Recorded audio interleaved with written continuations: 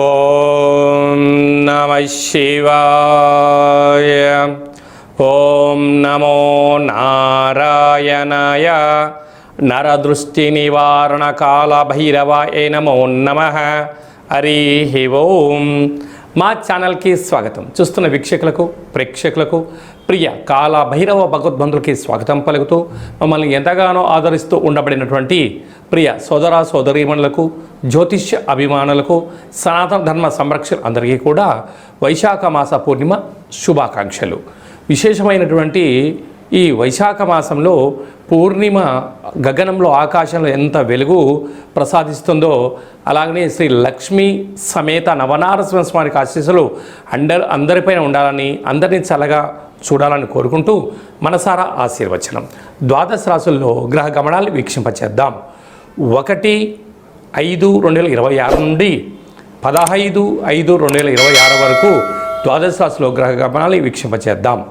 మేషరాశిలో ఏడాది తర్వాత రవి భగవానుడు సంచార స్థితి, అక్కడే బుధ సంచార స్థితి, బుధాదిత్య రాజయోగము మరియు శుక్రుడు స్వక్షత్రకారకుడు వృషభ రాశిలో, మిథున రాశిలో దేవగురు బృహస్పతి సంచార స్థితి, సింహరాశిలో కేతు సంచార స్థితి, కుంభరాశిలో రాహు సంచార స్థితి, మీనరాశిలో కుజుడు మరియు శని భగవానుడు సంచార స్థితితో ద్వాదశ రాశుల్లో గ్రహ గమనాలు ఈ విధంగా ఉన్నాయి.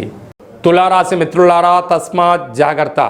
6వ స్థానంలో ఎన్నడూ లేని విధంగా కుజశనుల కలయిక, సప్తమంలో రవి బుధుల సంచార స్థితి యోగదాయకంగా లేదు అని చెప్పి గమనించగలగాలి. తులారాశిలో ఏ నక్షత్రాలు వస్తాయి అనగా చిత్తా నక్షత్రంలోని 3వ పాదం, 4వ పాదం, స్వాతి నక్షత్రంలోని 4 పాదాలు, విశాఖ నక్షత్రంలోని 1, 2, 3 పాదాలు కలిపితే తులారాశి. రాశాధిపతి శుక్ర భగవానుడు.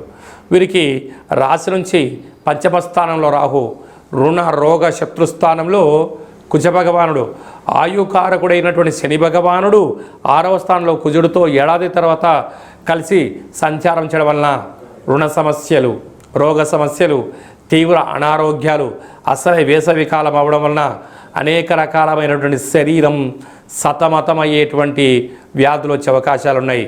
తీవ్ర ఒత్తిడి, నీరసం, అలసట, బ్రెయిన్ స్ట్రోక్ లాంటి వ్యాధులు వచ్చే అవకాశాలు ఉన్నాయి. మీ యొక్క ధనం అనవసరంగా ఖర్చు పెట్టేటువంటి పరిస్థితి చాలా అధికంగా ఉంటుంది. ఏడాది తర్వాత సప్తమ స్థానంలోకి రవి భగవానుడు, అక్కడే బుధుడు సంచారము, బుధాదిత్య రాజయోగం. ప్రేమికులు తస్మాత్ జాగ్రత్త. భార్యాభర్తల మధ్య నమ్మకం అవసరం. ప్రభుత్వ ఉద్యోగ కార్యక్రమాలు చేసేటువంటి వారు ఓర్పు, నేర్పు, సహనం, సత్ప్రవర్తన చాలా అవసరం అని చెప్పి గుర్తుపెట్టుకోగలగాలి. అష్టమంలో శుక్రుడు ఉన్నాడు. అంతా చూడడానికి చాలా బాగానే ఉంటుంది, కానీ స్థిర సమయానికి డబ్బులు అందక ఆర్థికంగా ఇబ్బంది పడే పరిస్థితి అధికంగా ఉంటుంది. కనుక భాగ్యస్థానంలో గురు సంచార స్థితి ఉన్నప్పుడు చాలా సమయస్ఫూర్తిగా వ్యవహరిస్తే, ఆధ్యాత్మిక చింతనగా మీరు ఉండగలిగినట్లయితే సకల అదృష్టం కలుగుతుంది. కనుక లక్ష్మీ నవనారసింహస్వామి కళ్యాణంలో పాల్గొనడం, స్వామివారికి తులసిమాలను సమర్పించడం, అలాగనే పూర్ణిమ తిథి యందున నీటిని పోసి నీటిలో నవధాన్యాలను వేసి చంద్రభగవాన్ని దర్శించి ఈ నవధాన్యాలకు గోవుకు పెట్టగలడం వలన దోషం తొలగుతుందని చెప్పి గమనించాలి. మనకు ఈ విధంగా వైశాఖ మాసం అంతను కూడా అద్భుతమైన ఆధ్యాత్మిక మాసము.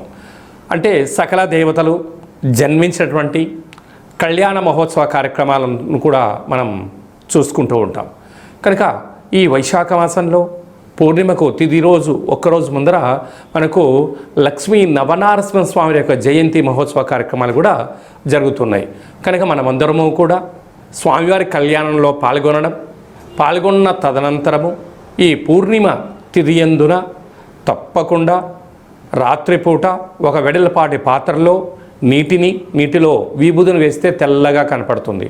అందులో నుంచి చంద్రుని దర్శించగలిగినట్లయితే ఆ చంద్రుని చూస్తూ మీ కోరికలు కోరుకొని ఈ యొక్క సంపూర్ణమైనటువంటి చంద్రుడి దర్శనం చేసినటువంటి ఈ యొక్క క్షీరసాగరంతో సమానమైనటువంటి ఈ యొక్క విభూది జలాలను తలపైన చల్లుకున్నట్లయితే, తదనంతరం ఒక మామిడి వృక్షానికి పోసినట్లయితే అఖండమైన అష్ట కష్టాలు తొలగిపోయి అష్టైశ్వర్య ప్రాప్తి కలుగుతుందని చెప్పి గమనించాలి.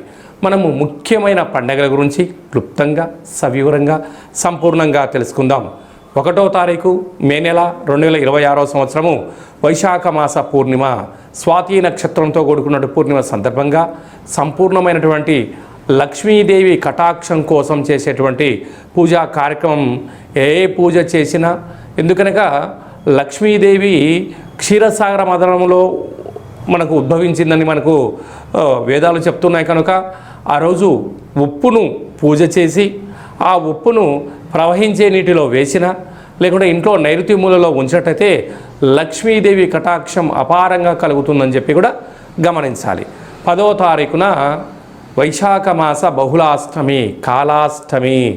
కనుక కాళాష్టమి సందర్భంగా గృహంలో కాళభైరవ స్వామి స్మరణ, ధ్యానము, దీపం వలన సకల అష్ట కష్టాలు కూడా తొలగిపోతాయి. 12వ తారీఖున హనుమాన్ జయంతి. కనుక మనకు రామతత్వానికి, భక్తి తత్వానికి హనుమంతుడు స్వామివారే. కనుక ఆ రోజు హనుమంతుల స్వామివారికి తమలపాకుల పైన శ్రీరామ శ్రీరామ అని రాసి 100 ఆకుల పైన సింధూరంతో రాసి ఆయనకు మాలను సమర్పించినట్టయితే సకల భూత ప్రేత పిచాచ సకల శనిగ్రహ దోషాలు సంపూర్ణంగా తొలగిపోతాయని చెప్పి గమనించాలి. అలాగనే మీ వ్యక్తిగత జాతకం తెలుసుకోవాలనుకుంటున్నారా? మీ యొక్క పేరు, పుట్టినటువంటి తేదీ, నెల, సంవత్సరం, పుట్టిన సమయం రాసి వాట్సాప్ ద్వారా పంపించగలరు. అలాగనే డేట్ ఆఫ్ బర్త్లో లేనటువంటి వారు మీ యొక్క పేరు, మీ యొక్క ఫోటోను వాట్సాప్ ద్వారా పంపించగలిగినట్లయితే గవ్వళ ద్వారా, రమణ శాస్త్రం ద్వారా, కాళభైరవ ఉపాసన చేత భూత భవిష్యత్ వర్తమానాన్ని తెలియజేయడం జరుగుతుంది. మీ డేట్ ఆఫ్ బర్త్లు పంపించినట్లయితే 100 సంవత్సరాల జాతకం రాసి పంపించి మీరు పుట్టినప్పుడు గ్రహ గమనాలు ఎలా ఉన్నాయి, ప్రస్తుతం ఎలా ఉంటున్నాయి, భవిష్యత్తులో ఎలా ఉండబోతున్నాయో సవివరంగా సంపూర్ణంగా తెలియజేయడం జరుగుతుందని చెప్పి గమనించాలి. అపాయింట్మెంట్ తీసుకొని సంప్రదించగలరు. అందరికీ శుభాన్ని, జయాన్ని, ఐశ్వర్యాన్ని, ఆనందాన్ని ప్రసాదించాలని మనసారా ఆశీర్వచనం. శతమానం భవతి శతాయు పురుష సతేంద్రియ ఆయుష్యేవేంద్రియే ప్రతిష్టతి. ధనం ధాన్యం బహుపుత్రలాభం శత సంవత్సరం దీర్ఘమాయు. సర్వే జనా సుఖినో భవంతు, లోకా సమస్తా సుఖినో భవంతు.